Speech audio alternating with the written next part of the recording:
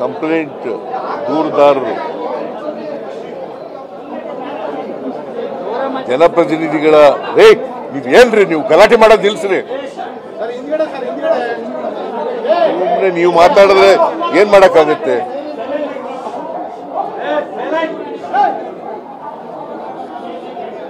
ಜನಪ್ರತಿನಿಧಿಗಳ ನ್ಯಾಯಾಲಯ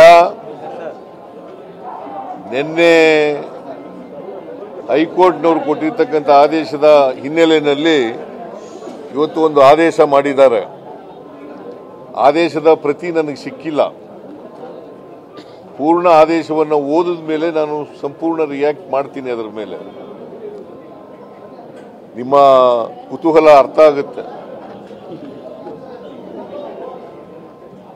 ನಾನು ಸಾಯಂಕಾಲ ಆಗುತ್ತೆ ಅದು ಸಿಕ್ಬೇಕಾದ್ರೆ. ನಾನು ಈಗ ಕೇರಳ ಕೊಟ್ಟಿದ್ದೀನಿ, ಅದರಿಂದ 6 ಗಂಟೆ ಮೇಲೆ ಅದು ಸಿಕ್ಕದು.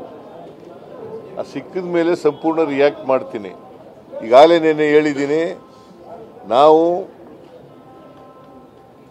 ಇನ್ವೆಸ್ಟಿಗೇಷನ್ ಎದುರಿಸಲಿಕ್ಕೆ ತಯಾರಾಗಿದ್ದೀವಿ. ತನಿಖೆಗಳಿಗೆ ಯಾವುದಕ್ಕೂ ಕೂಡ ಎದುರಲ್ಲ. ಕಾನೂನು ರೀತಿಯ ಹೋರಾಟ ಮಾಡಲಿಕ್ಕೆ ತಯಾರಾಗಿದ್ದೀವಿ. ನಿನ್ನೆ ಈ ಮಾತುಗಳನ್ನು ಕೂಡ ಹೇಳಿದ್ದೀನಿ. ಈಗಲೂ ಅದೇ ಮಾತುಗಳನ್ನು ಪುನರುಚ್ಚಾರ ಮಾಡ್ತಾ ಇದ್ದೀನಿ.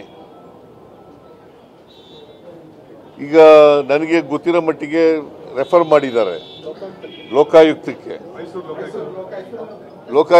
ರೆಫರ್ ಮಾಡಿದ್ದಾರೆ. ಮೈಸೂರು ಲೋಕಾಯುಕ್ತಕ್ಕೆ ರೆಫರ್ ಮಾಡಿದ್ದಾರೆ. ಬಿಕಾಸ್ ಅಲ್ಲಿ ಕಂಪ್ಲೇಂಟ್ ಕೊಟ್ಟಿದ್ರು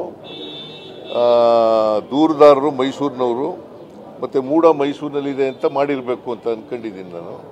ಅಲ್ಲಿಗೆ ಮಾಡಬೇಕು, ಯಾಕಂದ್ರೆ ತನಿಖೆ ಮಾಡಿ ಅಂತಲೇ ನೆನೆನೇ ಹೇಳಿದ್ದಾರೆ. ತನಿಖೆ ಮಾಡಿ ಅಂತ ನೆನೆನೇ ಹೇಳಿದ್ದಾರೆ. ಅದರ ಪ್ರಯುಕ್ತ ಈ ತನಿಖೆಯನ್ನು ಮಾಡಿದ್ದಾರೆ ಅಲ್ವಾ?